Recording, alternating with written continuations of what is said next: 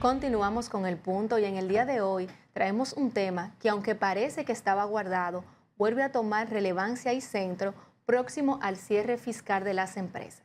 Y hablamos de la Ley 9825 sobre los desechos sólidos, la cual ha cambiado las reglas del juego. Y esto porque las empresas ya no pagarán por los desechos que producen, sino por lo que reportan de ingresos a la DGI.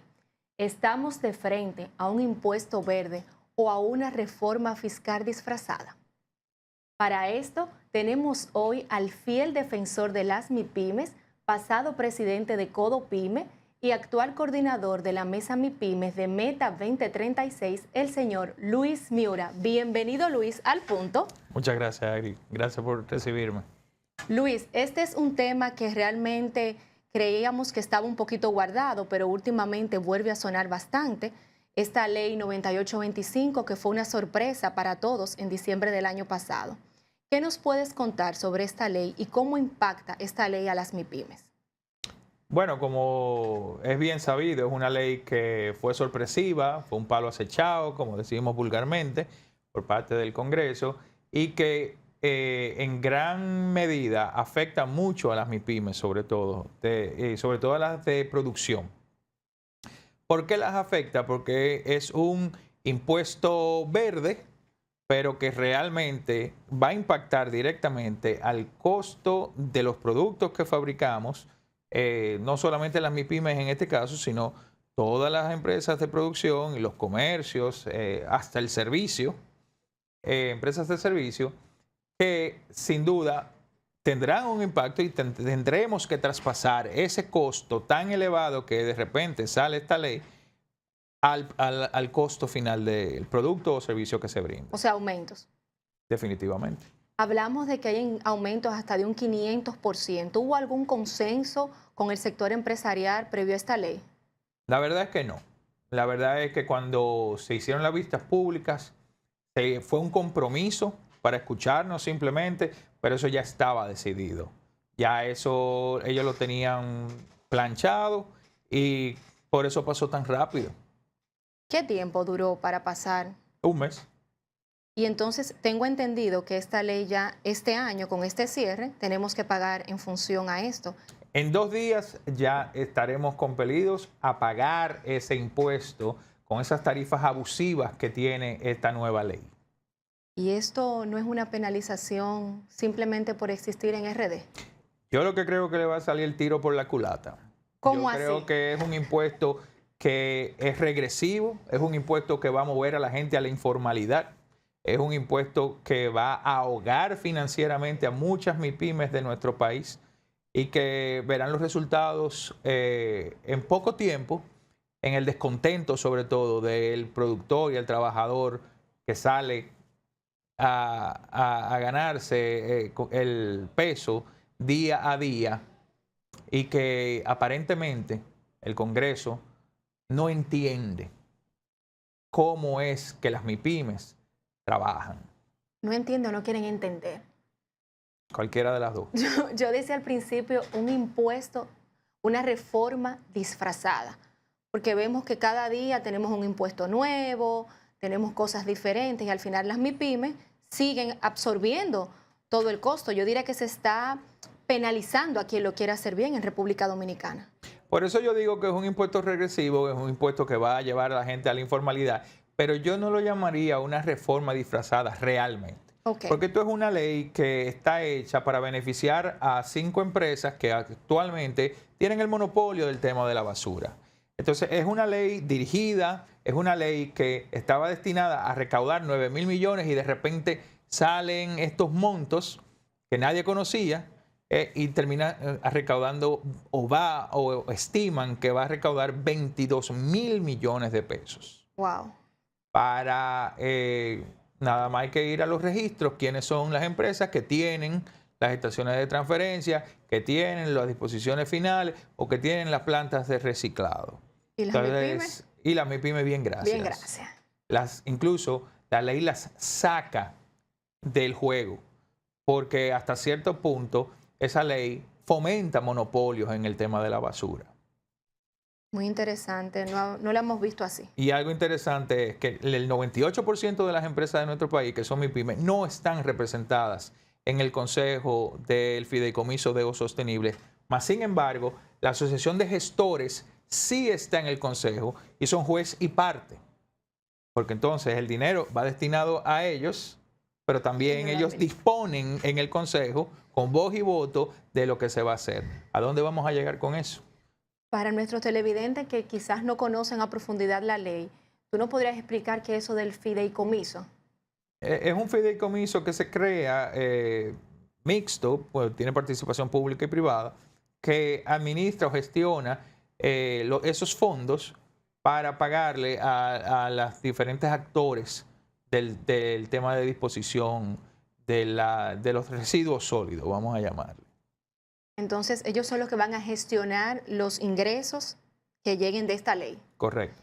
Ellos son los que fijan las tarifas, ellos son los que hacen los pagos del tipping fee, por tonelada, por todo lo demás. Ellos deciden cómo se van a repartir el pastel, básicamente. Qué interesante. Y una pregunta, Luis. La ley establece una indexación anual. ¿Esto no es carta abierta para el Estado para aumentar estos impuestos sin tener que pasar por el Congreso? Tan es así que ya en el segundo consejo de este año, ya la Asociación de Gestores propuso un aumento de tarifa. Espérate, vamos a hacer una pausa. No ha pasado el primer año y ya hay un aumento propuesto de tarifa. No ha entrado en vigencia la nueva recaudación y ya ellos propusieron un aumento de tarifa. ¿Y a qué se debe eso? ¿A qué quieren más? Oh, Dios mío. Luis, una pregunta. ¿Es equitativo para ti que una farmacia pague lo mismo que una industria pesada si ambas caen en el mismo tramo? ¿Cómo tú sugieres que debió hacerse esta distribución para el pago de estos impuestos? Mira, lo primero es que no se debió haber hecho por las ventas. Se debió haber hecho por beneficios. Tal vez quien asesora al presidente le dice que aquí las MIPYME no generan, no declaran beneficios nunca, que esto y que lo otro, y tal vez por eso entonces se excluye, cosa que es falsa, porque ahí está la DGI y ahí se puede contrastar cualquier cosa diferente a la que estoy diciendo. Pero como se hizo por ya las ventas, entonces eso obviamente discrimina a las MIPYME sobre todo. ¿Por qué? Porque de repente tú tienes una pequeña empresa que el umbral te llega sobre los 100 millones de pesos, o una mediana que te vende de 200 o de 100 y pico a 280 y te pone a pagar igual que a una gran empresa. Entonces, un colmadón termina pagando igual que la cadena más grande de supermercados de este país, o que la empresa más grande de lácteos, o la empresa más grande de bebidas alcohólicas de este país, porque así está contemplada la ley. Muy cómoda. O sea, el pulmón financiero de una MIPYME es muy distinto al pulmón financiero de una gran empresa, que realmente genera muchos desperdicios en cajas, en botellas, en tapas, en 70 elementos que entran en su proceso productivo. El de la MIPYME no.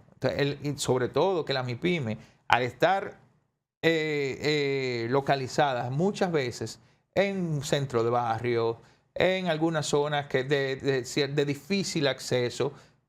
Óyeme, tenemos que pagar por la recogida de la basura, por ley a los ayuntamientos, pero también tenemos que pagar para nosotros tener un camioncito, una cosa, que vaya a buscarla.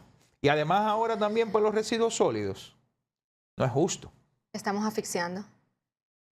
Yo la verdad que no veo cómo el gobierno no ve esa parte. Y tú nos dices, no veo cómo el gobierno no ve esa parte. Sin embargo, tú eres el coordinador de la mesa MIPYME de Meta 2036, que busca precisamente duplicar el PIB.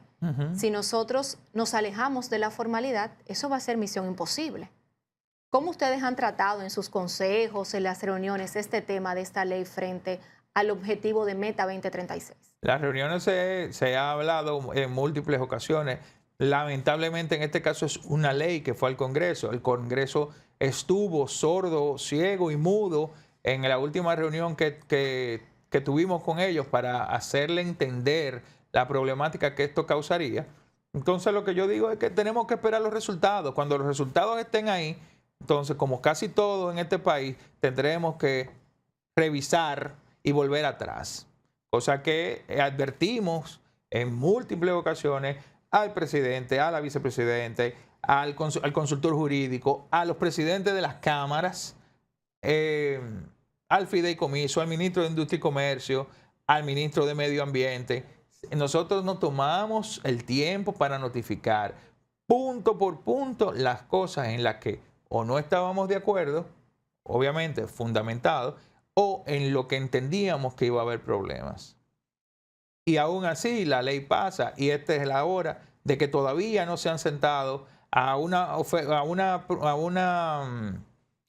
oferta o contraoferta de la ley, de cómo salió, a lo que nosotros le hemos pedido.